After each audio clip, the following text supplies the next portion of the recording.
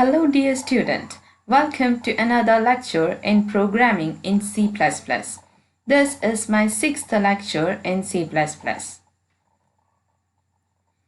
In this video, we will learn about user-defined functions. We will learn how to define a function, how to declare a function, what are the function headers and what is its body. We will also learn how to call and execute a function. We will learn how to pass arguments to a function and also how to return values from a function. User-defined functions. Function is a block of code that performs a specific task. C++ allows users to define functions. There are already predefined functions in C++. We have seen many of them. For example, square root is a predefined function. But C++, other than predefined functions, the user themselves can define functions. Then these is known as the user-defined functions. User-defined functions are also functions which is a block of code which is defined by the user for specified functions. This is mainly used when some kind of function is not predefined in the C++ library and we need to use it occasionally. Then we define our own functions.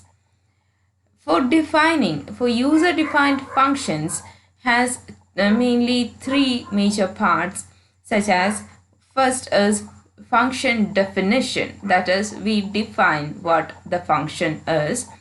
For example, in case of square root, suppose square root is not predefined and we have to define a function, then we have to define the steps that have to be followed to find the square root of a number. So, in the first step, we have to define those steps that have to be followed, and that comes under the function definition.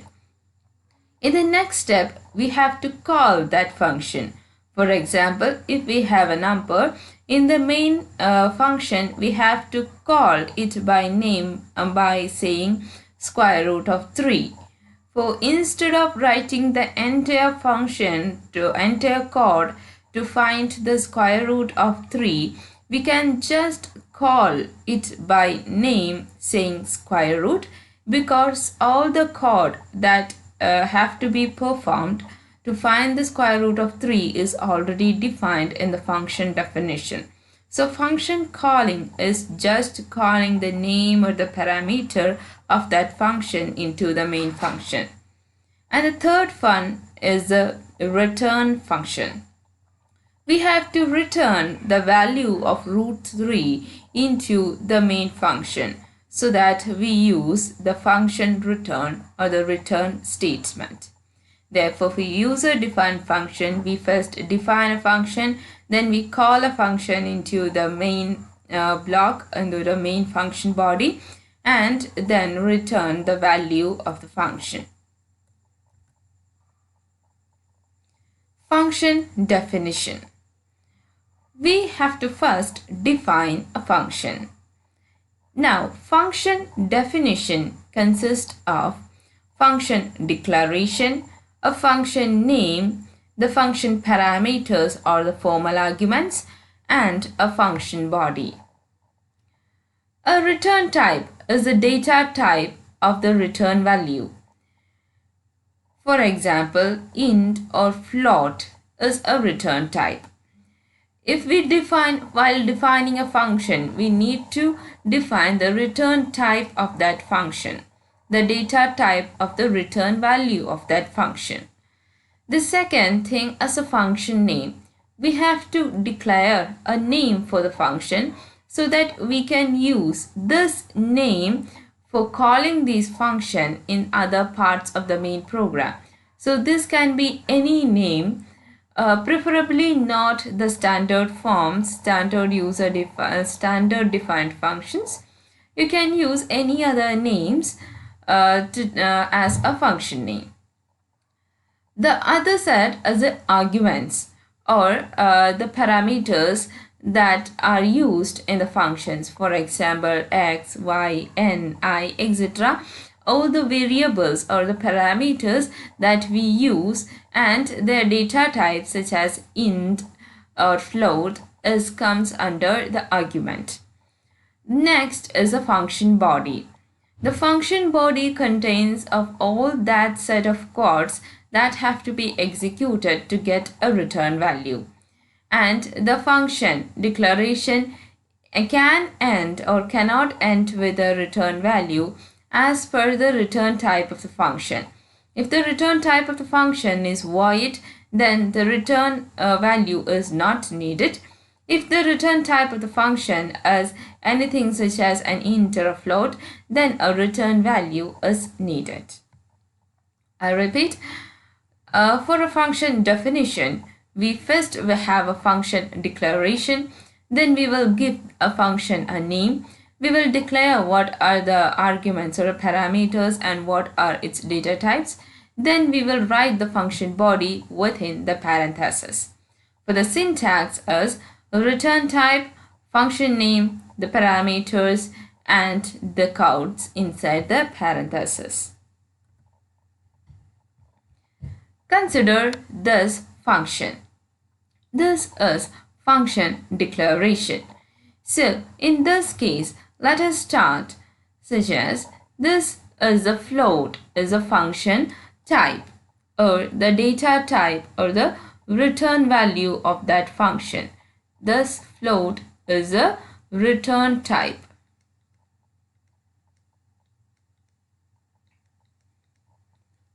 This sum is our function name and A and B are our arguments. These two are our arguments or parameters.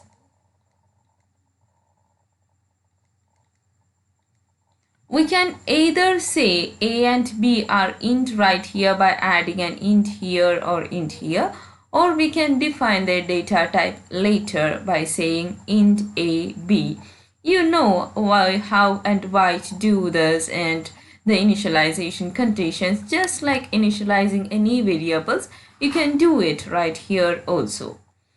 Now, this part between the parentheses is what we call as a function body. So between the parentheses we have a function body. We have a return type that is float. We have sum and these are our parameters. Sum is a function name and what comes inside this parenthesis curly braces is the function body. Now the last statement is called the return statement. This statement, return sum, is called the return statement. So what is the return statement actually tells us what is the value that have to be returned. Now sum is a variable which is stored here as a plus b. Therefore, the value of a plus b will be stored in the sum and this value of sum will be returned to the main function. And this whole body right from here including the parenthesis is known as the function definition. We have two types of this kind, that is function declaration and a function definition. What we have said here is just function definition. Now what is function declaration? Function declaration just consists of the function return type, say float, the function name, say sum, and the data types of the values which is used, that is int int, and this ends with a semicolon. And this, what we have here, is called the function declaration.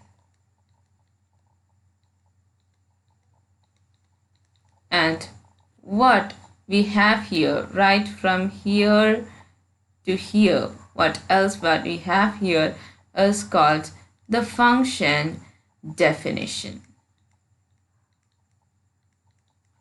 Now, what is the difference between a function definition and a function declaration? Function declaration just declare that I have such and such a function over here. See, I have such and such a function which is being used in my program. This is what the function declaration says. And that function has a name, that is sum, and it has a return value, and some of the parameters used inside this function is an integer type. This is what the function declaration tells us. And this function declaration is declared before using the function. Now, function definition tells us what is the function, what is the type of the function, and also what are the steps that have to be followed to get a return value from the function. So these are two different conditions. One is declaration and other is definition. We can either define a function before the main body or after the main body, and it doesn't matter, but function declaration have to be done within the main body and before calling the function. Function declaration have to be done before within the main body, and also before we call the function sum. And function declaration can be done anywhere, can be within the main body, before the main body, or after the main body, and the position of this doesn't matter. We have said how to declare a function. So let us move on and see how to call a function. After declaring a function, we have to use that function in the main body. So we have to call that function. We have to evoke that function by calling its name or the parameters, and that function is called function calling. That step is called function calling. So we call a function into our main program and run some programs which is needed, some codes which is needed over there. So when a function calls when the program calls a function, the program control is transferred to that function. See, we have declared our function initially, then we have defined our function in some part of our program, maybe before the main or after the main. We have declared it at some part of the program. So the program doesn't know what is the next step that have to be followed. So instead of following the chords in a linear fashion from one step to another, when the program comes across a function, then the program control is directly passed on to where the function is defined. Then it will execute all the task which is defined in the function, and it returns a value to the main function, or even it doesn't returns a value to the main function. The control is directly returned to the main function after executing the program or after it reaches the return 0 statement. The syntax of calling a function is function name and its parameters. For example, function name sum and its parameters ab. This is how we can call a defined function, the function which is already defined or function which is going to be defined in some part into the main function. But remember, before using this, you have to declare a function before calling the function. Function definition can be done anywhere, but function declaration should be done before calling the function by its name or parameters. The next step, we have defined a function, we have called the function. So after calling, the program will directly change its pointer towards the function, towards the function definition, and all the tasks inside the function definition body will start executing. So on start executing, it will execute in a linear fashion, step 1, step 2, step 3, and it reaches the return statement. So return statement returns the flow of execution from the function to again the main function. There can be function definitions which doesn't even have a return value. So in this case, the function definition doesn't have a return value. The function flow will directly change to the main function when the closing parenthesis, when the closing braces is being interrupted while the flow. So there are we have to return a statement, or we have not return a statement. Return statement returns the flow of the execution of a function from the function declaration to the main function. Return statement will return a value to a main function if the function has a return type. As I've already said, while declaring or defining a function, before giving the function name, I have to say what the return type is. Hope you remember when we have done this, this is a return type. If my return type is void, then this return statement is not needed. Since my return statement, return type is not void, I have a return type float here, I have to have a return statement. So return statement is optional and it is done according to the will of the user. So return statement returns the control. Even if there is no return statement, the control is returned right when when the compiler comes to this line.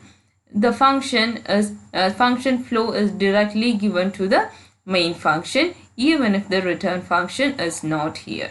If the return function is not here, then the function will take the return value, give it over here, and take the value and use it in the main function. Let's try now. The function return function has a syntax: return expression. As we have seen, return sum, where sum is the expression. So this is the syntax of function return, or the return statement. Now let us try doing an example using this. This is to square the first n numbers. To be honest, you doesn't need a value, you doesn't need a user-defined function to square a number, because already there are predefined function which squares a number. So in this case, just assume that there is no such predefined function known for the compiler to square a number. So we have to define a function such that it will square a number. Okay, now let's start. You already know this is a preprocessor directive. IOStream is our header file, it's a library file. Using namespace standard is used when we say that cout, cin, etc. are used in the standard form. Int main, this is the main function, and yes, we have a return type int here, which is not unnecessary. And we have and braces over here, a parenthesis, and inside the main function. So from this parenthesis to this parenthesis is our main function. This is our main function. So inside the main function, what I've called is first, this is the function declaration. I have declared a function right here, and this step is function declaration. After that, I have defined what are the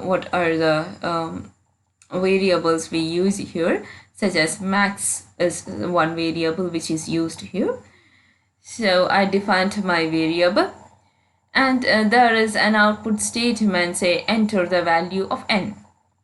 So in this function, what I am expecting us to do is, when I enter the value of n, for example say 4, then my output will be the square of first 4 numbers, such as square of 0 0, square of 1 1, square of 2 4, square of 3 9, and this is what I expect as a outcome. So I am writing a function so that I will get that outcome. So the square of first n numbers will be given. So for that, the compiler asked me what is the value of n, so that it can give me the square of first n numbers. So I give a value, and that value will be stored into the variable max, which is an integer which I have already declared. So I have to get 4 outputs, right? I have to get for n is equal to 1, n is equal to 2, n is equal to 3, and n is equal to 4, because my value which I have entered here is 4. So for that, I definitely need a for loop or a while loop to execute this. Here I've used a for loop, and inside the for loop I've declared a variable I with initialization. I've marked a condition and also an increment, and inside that I have called my function square. So here I have function calling.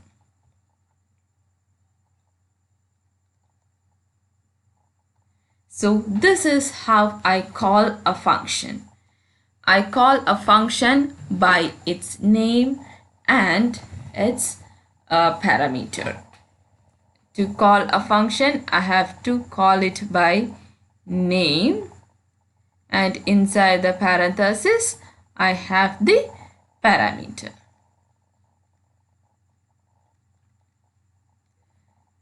So this is function calling.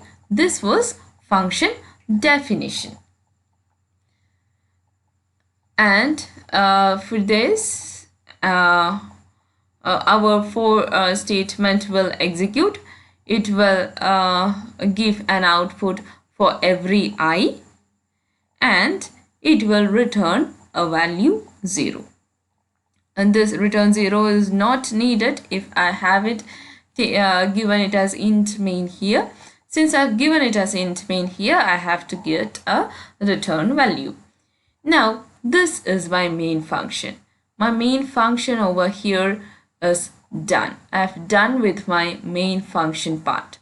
Now I am going to define my function. So the step here is function definition. This whole step right from here to here is the function definition.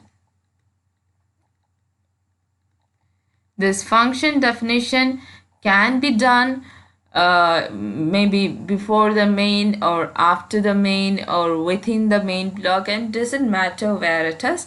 So here I have defined my function after the main statement. So for function definition, I need a return type int, the function name square, and the argument n, which is used with its return type int. Now within the function body, what are the codes to be followed to find the square root and display the square root? So I have again declared a variable value here. Now the value is n times n. So when I have to find the square root, definitely I have to when I have to find the square, I have to definitely multiply the number by itself. So I have a number n, I multiply it by itself and store this value in my variable value. And I will give it as an output.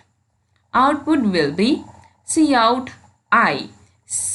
Just remember, these all are working inside this statement.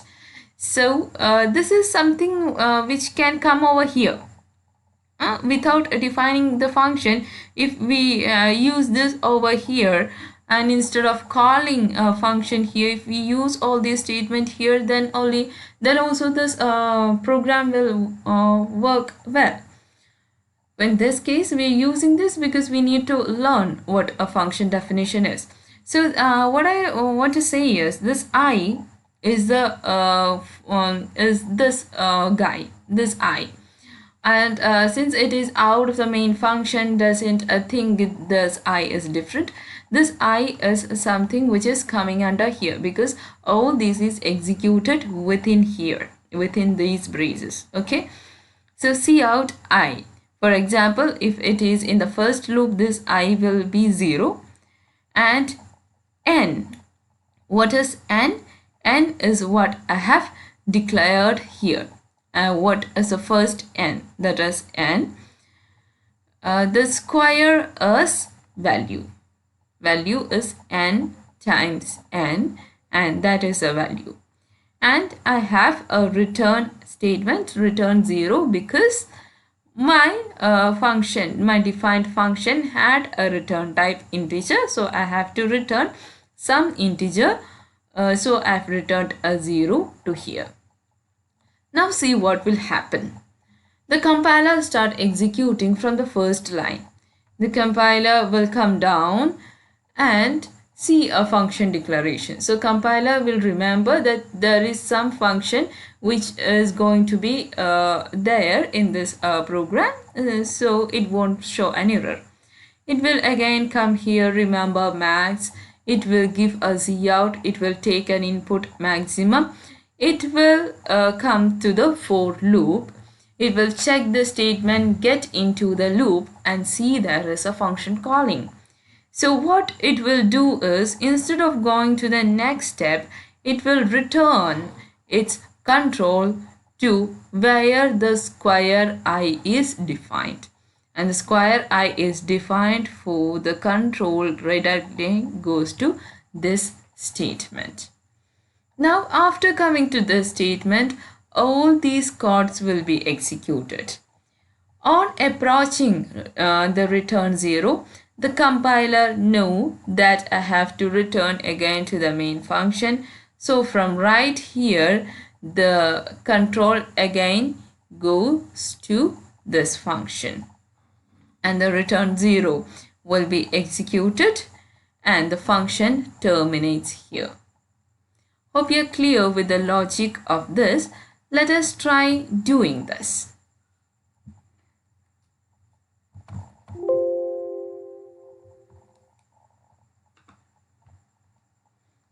Then let me copy paste this for a while so that I can save a lot of time.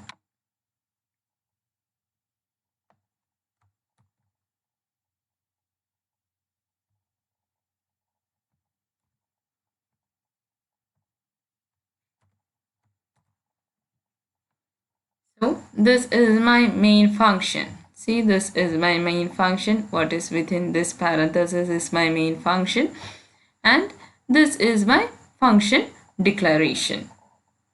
So there are no errors. So enter the value for n.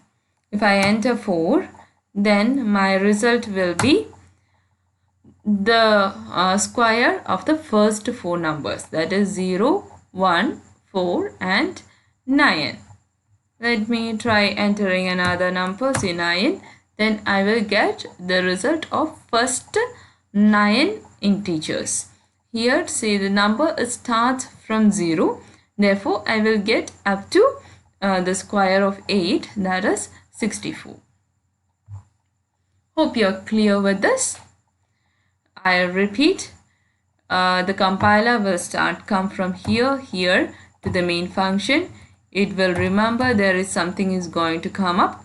Then the function will execute all these programs and come to 4, check the statements, and enter the loop. When it enter the loop, it have already seen a function. It has seen there is a function calling. So the control statement will directly go to here and execute. Instead of int I, it execute for int n and find the value of n and return the value. It will see out, it will give an output, the value of n, return to 0 and come over here again. Then again what will it do? Since it's a for loop, it will again check the statement and then again come over here if the statement still remains true. So again it will come across this function calling. The function pointer is again gone to the function definition. Then does all these for our next number and the function is returned again to this statement. This will do until our statement I less than or equal to max minus 1 remains true, and after that it will exit this loop, return 0, and the function terminates. The program terminates right here. Hope you're clear with this. Let's move on to our next program. This is also an example program. This is to find the sum of three numbers.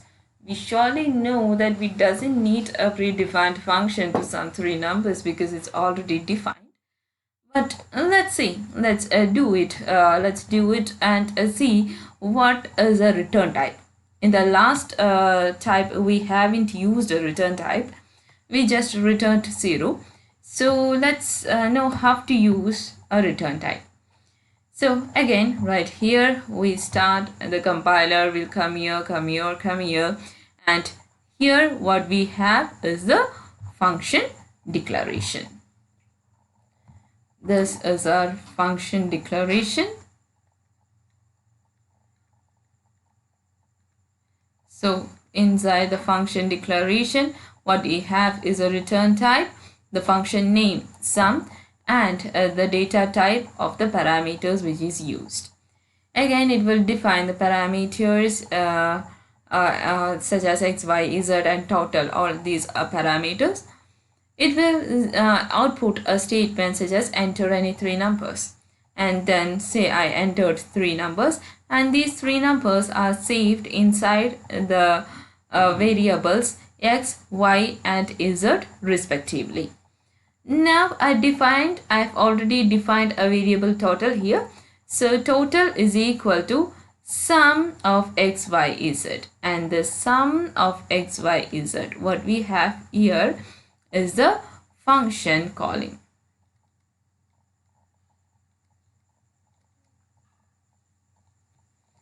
So the first one was function declaration, and what we have here is function calling.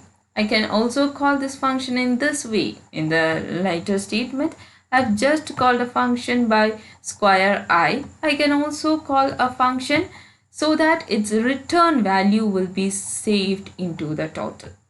In the previous case, I didn't have a return value. So the function calling is can be done individually. But right here, I have a return value. So this return value of this function will be saved into this variable, and this is a variable which is used for the output. So this is how I call my function here. And in the next statement, it is sum of x, y and z is what is the variable which is stored in this, what is the number which is stored in this variable total. So now we have to tell the compiler what is this function sum of x, y, z. So here we come to our next part, and that is function definition.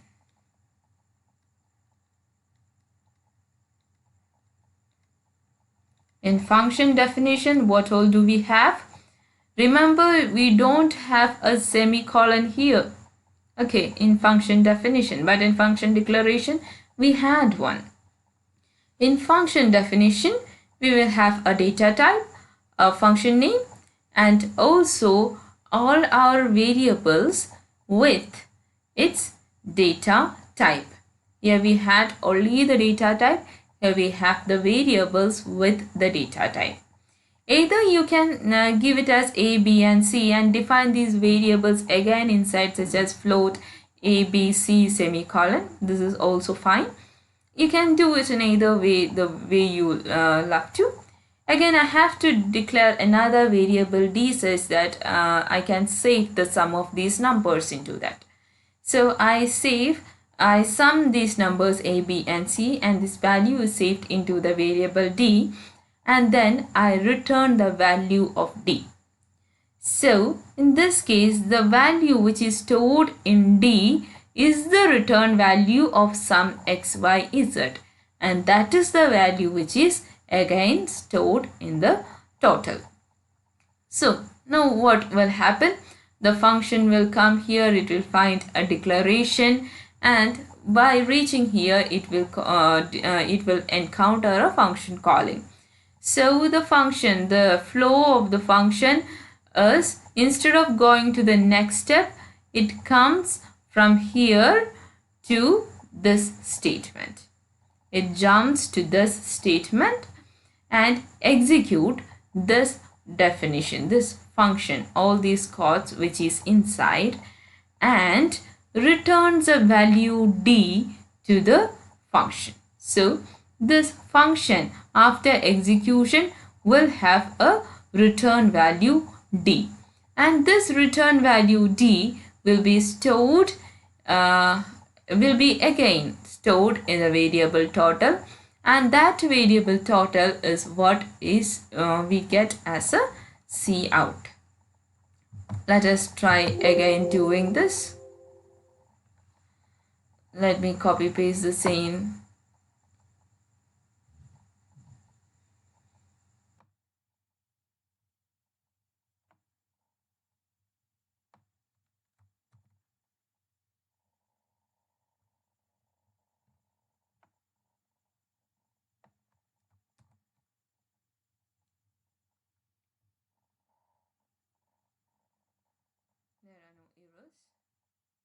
Enter any three numbers. I have defined my number as float, so I can give either floating points or integers. Doesn't matter whatever number I give, because I defined this as a floating point. So sum of x, y, z is sum. So what have we done here? We have declared a function here and called that function and used its return value, so that the return value is stored into another variable, and use that variable to get the output. So here we have to define a function with a return value that we have done outside the main function. Let's move on. This is our last function, and this is to find the factorial. You know what is a factorial? What is 3 factorial? That is 3 into 2 into 1. What is 4 factorial? 4 into 3 into 2 into 1. That's a 4 factorial. So what we're gonna do here is to find the factorial of a given number. So we have come over here and taken it as, this is our function definition. So this statement here is our function definition. Moving on, we have declared this, and we have entered a number. We have asked the user to enter a number. User entered a number and it is saved in the variable n, which is already declared here to be an integer. Again, I have used the function calling. Again, I've used the function calling with the syntax x is equal to factorial n, because fact is my function name. So fact n. Here fact n semicolon is the function calling. Since it has a return value, this return value will be stored into the variable x. Now Cout will be taken from this value, that is Cout value is the value of n, value is n, such as if I have entered a number 4, it will give me Cout, it will give me value is equal to 4 and its factorial is 4 into 3 into 2 into 1, whatever it is. That will be given here, and here ends my program. So now I have to, since I have declared a variable here, I have to tell the compiler what have to be done in this step. This is comprised, the step of a number of codes is comprised into this single line fact n. So I have to tell the compiler what is to be done when we come into this line. So this is our function definition. This is what the function definition do. So when it encounters fact n, the function flow will directly go on to here and execute all these. So inside that I have declared, I have initialized a variable value with a value 1 and I enter into a loop. Say if n is equal to 1, such that if the entered number is 1, then the 1 factorial is 1 itself. So my return value is the value itself. Value has a number, value has a variable, it has a value which is 1. So this 1 will be returned to here. So 1 factor, if the entered number is 1, definitely this n equal to 1 will be true, and this statement will be executed and the 1 will be returned and x will be 1 and this output will be 1. If it's not the case, then I will enter a for loop, because I have to multiply a number of numbers, such as if I give my number as 3, then I have to multiply 3 into 2 into 1. 3 multiplications are needed. So for that I have to use a for loop or a while loop. Here I am using a for loop. I have my variable initialized to be 1. I have my condition and also my increment. Increment I is increased by 1 in every step. So the value here is value into I, and the returned value is value into I is done here. Again, it will be stored in the return value, but it won't be returned here because this condition still remains true. So the control will go again to here and it will increase by 1, such as if I is 1 here, then I will be increased to 2, so that again my value, what is stored in the value, now the value is 1, it will be again multiplied by the next number, that is 2, again stored here.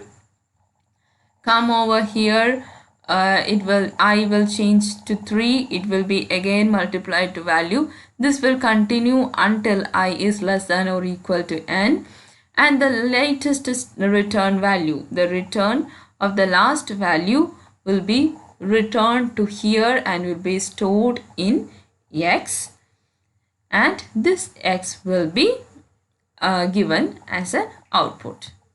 Hope you are clear. Let's try executing this.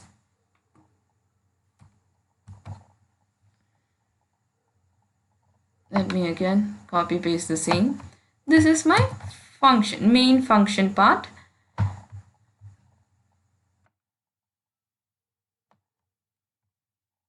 So far for what we have done, we had only the main function part. From here we have a main function, some of the functions which is declared after the main function part also. And this is our function declaration.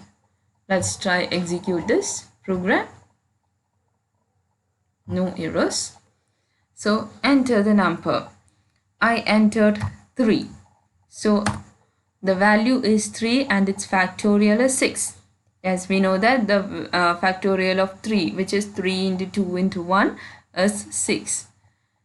Let's try with a higher number. Say the factorial of 14. Wow. So we have done with this program also. Hope you are clear with what a user-defined function, how to define a function, how to declare a function, how to get a return type, how to use the parameters inside the function, and all those dynamics with the user-defined functions. So see you in the next video. Thank you.